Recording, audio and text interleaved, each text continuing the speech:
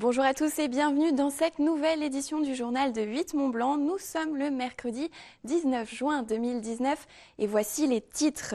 La nouvelle centrale hydroélectrique de Saint-Paul en Chablais a été inaugurée.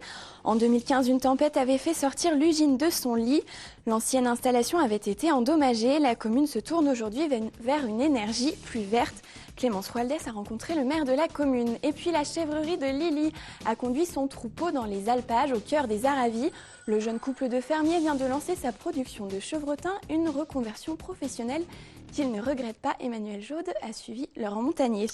Saint-Paul-en-Chablais a inauguré sa nouvelle centrale hydroélectrique. Elle est l'emblème de la politique environnementale de la commune. Dans le cadre du plan climat, le maire de Saint-Paul-en-Chablais a décidé de réhabiliter une ancienne turbine vouée à la casse. La centrale hydroélectrique produit désormais une électricité verte et alimente une soixantaine de foyers. Reportage de Clémence Roaldès.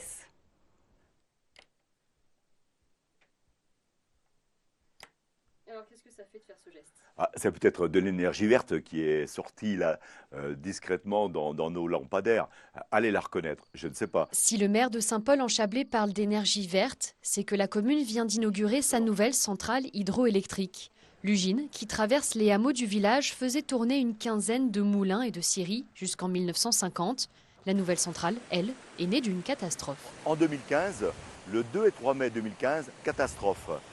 Il y a eu une tempête énorme ici et la drance, comme on appelle, ou l'usine, est sortie de son lit. Elle a balayé tout le secteur, envahi tout le secteur et toutes les berges ont complètement disparu. Les anciennes turbines vieilles de 70 ans sont endommagées. La mairie décide donc de les remplacer. Résultat, la centrale fournit plus de 19 kWh d'électricité, soit la consommation d'une soixantaine de foyers. Ça, c'est l'eau de la drance ou de l'usine qui arrive ici et qui fait tourner cette turbine-là. Elle fait tourner et l'énergie est transmise au générateur qui est ici. De là, le générateur, de ce générateur-là, part l'électricité qui va rejoindre tout le réseau EDF. Un investissement coûteux pour la commune, 130 000 €, mais qui va plus loin que la simple production d'électricité. C'est un pari qu'on fait sur l'avenir.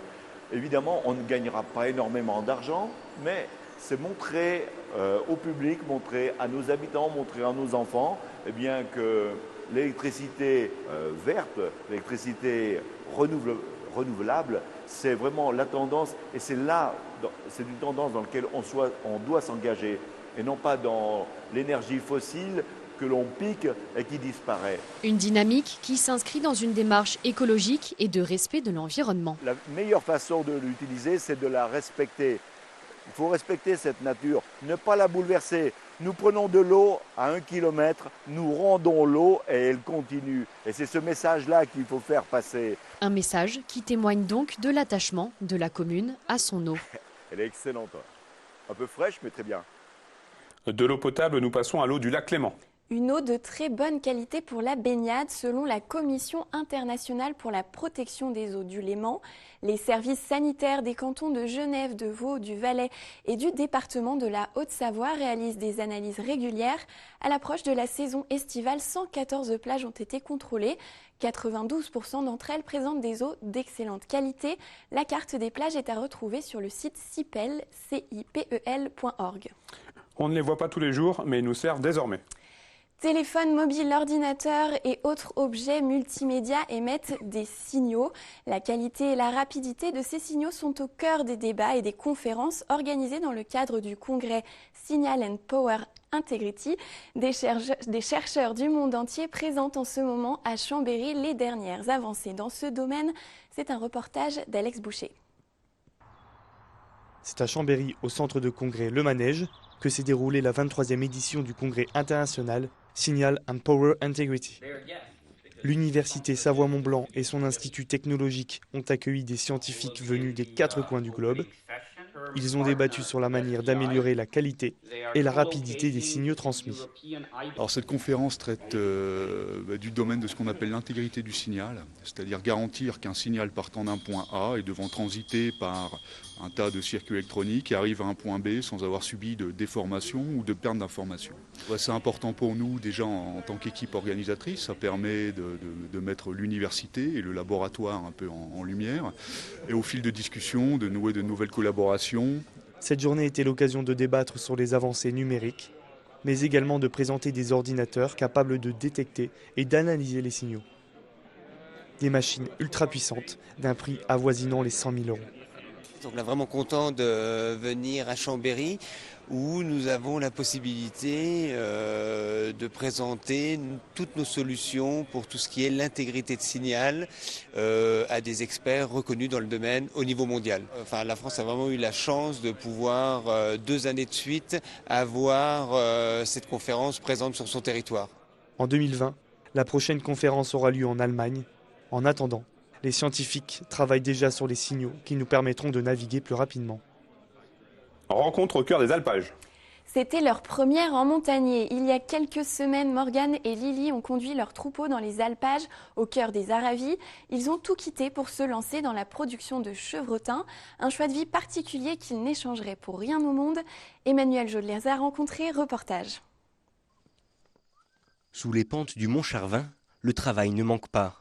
Sur l'alpage des Voitets, 2 jeunes éleveurs fromagers viennent de s'installer, avec comme but la production de chevrotins.